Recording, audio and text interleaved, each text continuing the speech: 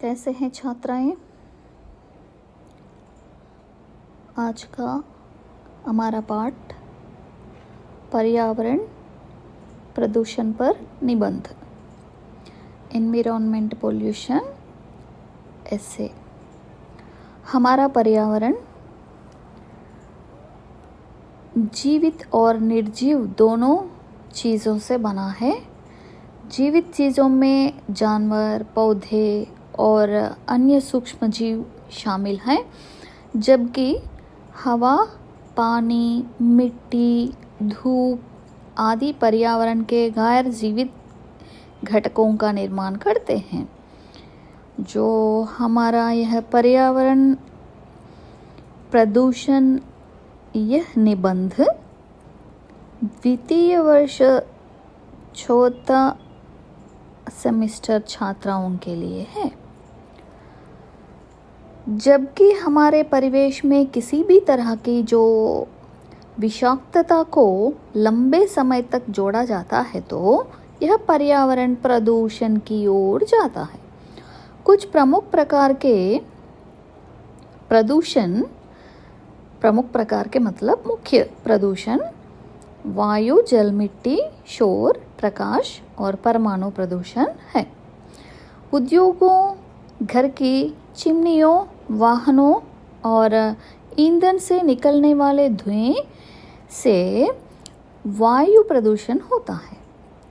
व्यर्थ औद्योगिक सॉल्वेंट्स जो प्लास्टिक और अन्य अपशिष्ट, सीवेज आदि जल प्रदूषण का कारण बनते हैं। कीटनाशकों और वनों की कटाई का उपयोग जो मिट्टी के प्रदूषण के प्रमुख कारण होते हैं। वाहनों के अनावश्यक सामान, लाउडस्पीकर के उद्योग से ध्वनि प्रदूषण होता है। यद्यपि यह प्रकाश और परमाणु प्रदूषण का एहसास करना कठिन है, लेकिन ये समान रूप से हानिकारक है। अत्यधिक चमकदार रोशनी कई मायनों में पर्यावरण संतुलन को खतरे में डालते हुए बहुत अधिक ऊर्जा की जो खपत करती है। कहने की ज़रूरत नहीं कि परमाणु प्रतिक्रिया के नकारात्मक प्रभाव कई दशकों तक आते ही है। इस तरह का जो अनेक प्रकार के जो प्रदूषणों से हमारा जो प्रकृति घटती जा रही है दिन ब दिन। सभी घटक एक दूसरे से जुड़े हुए हैं। जैसे प्रकृति का चक्र आगे बढ़ता है, वैसे ही एक घटक की विषाक्तता को अन्य सभी घटकों तक भी पहुंचाया जाता है। ऐसे विभिन्न साधन हैं जिनके द्वारा जो पर्यावरण में प्रदूषण जारी है। हम इसे नीचे दिए गए जो बताते हैं, जो हमारे जो बुजुर्गों से जो आते ही रहते हैं ना, जो कुछ रीति रिवाज बोलते हैं ना, शोरगुल नहीं मचाना, फिर शरीर जो स्वस्थ और तंदुरुस्त रहने के लिए जो आटा पीसना, पूरे शारीरिक व्यायाम युक्त जो आहार बनाने का समझो, घर के कामकाज में पूरा जो शरीर का ही इस्तेमाल करना, जो मशीनों का इस्तेमाल नहीं करना, वो बोलते हैं ना, इससे बहुत अनेक प्रकार के जो क्या बोलते हैं कि प्रदूषण जो फैलाना हम कम कर सकते हैं। जब बारिश होती है तो वह जो हमारी जो प्रकृति की अशुद्धियाँ धीरे धीरे जल निकायों और मिट्टी में घुल जाती हैं। जब फसलों खेतों में पैदा होती है तो उनकी जड़ें दूषित मिट्टी और पानी के माध्यम से जो आने वाले अशुद्धि जो पानी, जो कारखानों की जो हानिकारक अवशेषों से मिलित पानी से जो फसल भी, खेत भी खराब होते हैं, नष्ट हो जाते हैं। उगे हुए जो फसल भी हानिकारक जो केमिकल से भरित मानवों का जो शरीर पर भी उसका जो बुरा असर पड़ जाता है। इस तरह का दूषित मिट्टी और पानी के माध्यम से इन हानिकारक विषाक्त पदार्थों को जो अवशेषित करते हैं। एक ही भोजन जानवरों और मनुष्यों दोनों द्वारा निगला जाता है। इस तरह का यह खाद्य श्रृंखला के शीर्ष पर पहुंच जाता है जब मांसाहारियों द्वारा सेवन किया जाता है। पर्यावरण प्रदूषण के जो परिणामों को गंभीर स्वास्थ्य रोगों के रूप में देखा जा सकता है। अधिक लोग श्वसन समस्याओं, कमज़ोर प्रतिरक्षा, गुर्दे और यकृत संक्रमण, कैंसर और अन्य पुरानी बीमारियों से जो पीड़ित हैं। वनस्पतियों और जीवों सहित जलीय जीवन तेजी से घट रहा है। मिट्टी की गुणवत्ता और फसल की गुणवत्ता बिगड़ रही है जो इस तरह का जो पर्यावरण प्रदूषण से। ग्लोबल वार्मिंग पर्यावरण प्रदूषण के परिणाम स्वरूप एक प्रमुख मुद्दा बन गया है जिसे दुनिया को सामना करने की जो आवश्यकता है। अंटार्कटिका में पिघलने वाले हिमखंडों के कारण समुद्र का जल स्तर बढ़ रहा है। प्राकृतिक जो आपदाएं जैसे लगातार भूकंप, चक्रवात आदि सभी पर्यावरण प्रदूषण के बढ़ते स्तर के कारण हुए कहर के कारण है। कहर मतलब दूषित जो वायु। रूस में हिरोशिमा, नागासाकी और चेरनोबिल की घटनाओं ने मानव जाति को अपूरणीय क्षति पहुंचाई है जो अणु बम युक्त जो कार्यकलापों के द्वारा।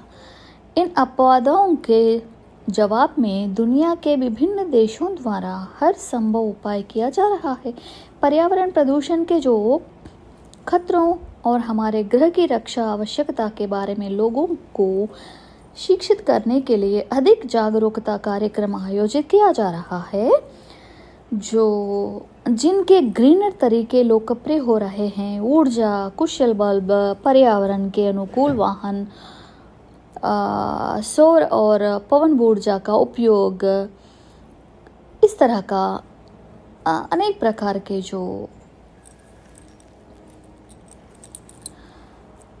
उपयोग करने वाले पर्यावरण संबंधी पर्यावरण को जो कायम रखने के लिए अनेक प्रकार के इस तरह का जो हम वस्तुओं का जो इस्तेमाल कर सकते हैं।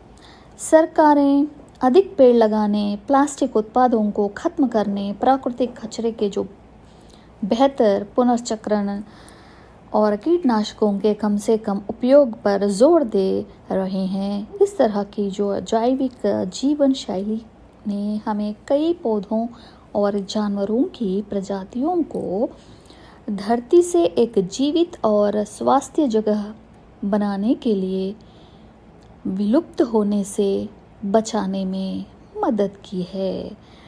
जो पर्यावरण में एक पदार्थ की उपस्थिति जो मनुष्य, पौधों या जानवरों के लिए हानिकारक हो सकती है जिसे हम प्रदूषण कहते हैं।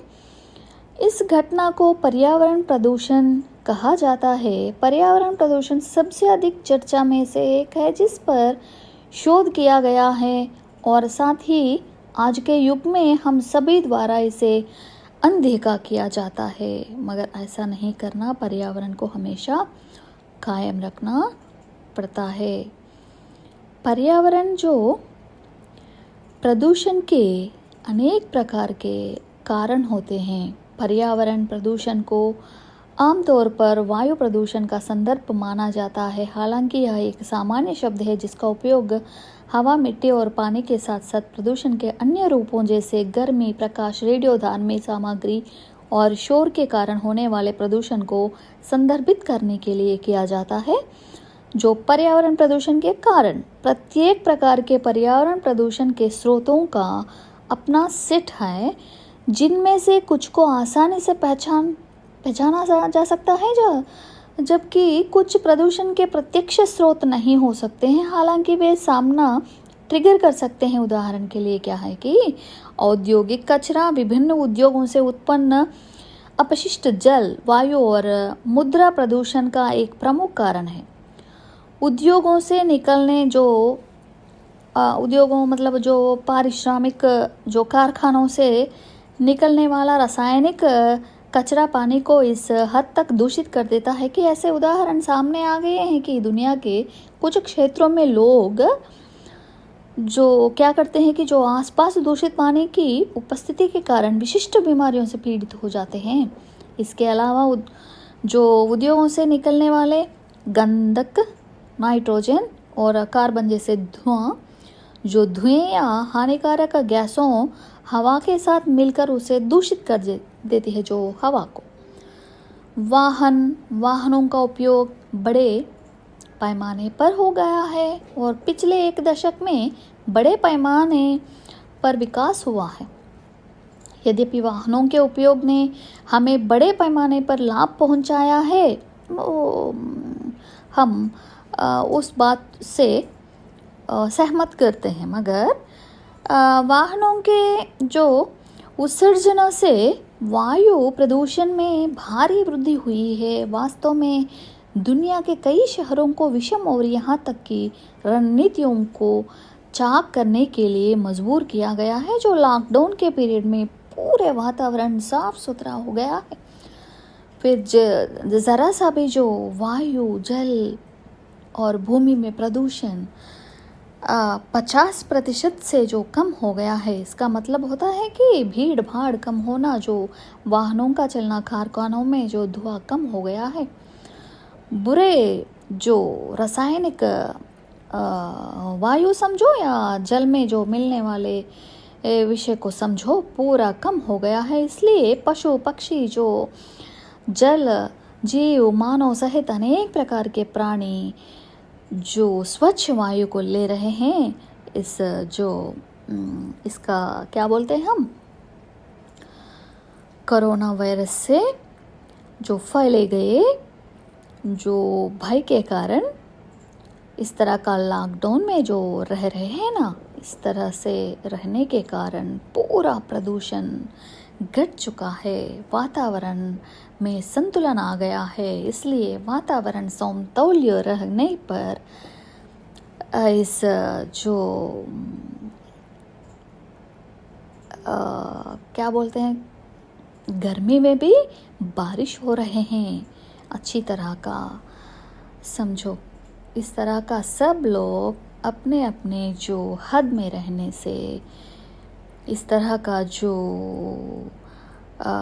असीमित वाहनों का प्रयोग करना बंद करने पर वातावरण में, वायु में प्रदूषण कम हो जाता है। कम से कम हम अच्छे जो वायु को, ऑक्सीजन को ले सकें, मनुष्य और अनेक प्रकार के प्राणी।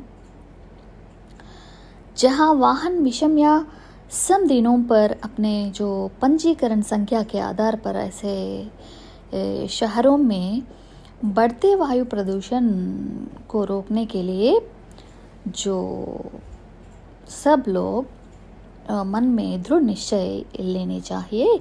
इसके अलावा पेट्रोलियम ईंधन के विशाल उपयोग ने मानव जाति के लिए उपलब्ध संसाधनों को और भी कम कर मिट्टी से जीवाश्म ईंधन को कम किया है।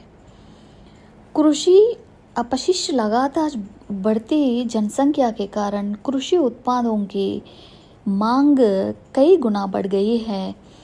इससे उत्पादकता बढ़ने के लिए कीटनाशकों और रसायनों के जो बड़े पैमाने पर उपयोग को बढ़ावा मिल रहा है। हालांकि इस प्रथा का पर्यावरण पर प्रभाव का अपना हिस्सा है। उदाहरण के लिए भारत में पंजाब की कपास जो बेल्ट कपास उद्योग के लिए वरदान रही है, लेकिन साथ ही इस क्षेत्र में रहने वाले लोगों के कीटनाशकों और रसायनों के बड़े उद्योगों में जो उपयोग के कारण कैंसर के जो विभिन्न रूपों से पीड़ित जो पाया गया है पंजाब में। आबादी के अति जो वृद्धि और प्रौद्योगिकी प्रगति ने सभी को इष्टतम अस्तित्व के लिए संसाधनों की मांग में वृद्धि का नेतृत्व किया है। हालांकि हमें यह नहीं भूलनी चाहिए कि पर्यावरण को उसी के लिए एक बड़ी कीमत देने के लिए मजबूर किया गया है। और हम सभी को पर्याप्त रूप से जिम्मेदार होना चाहिए।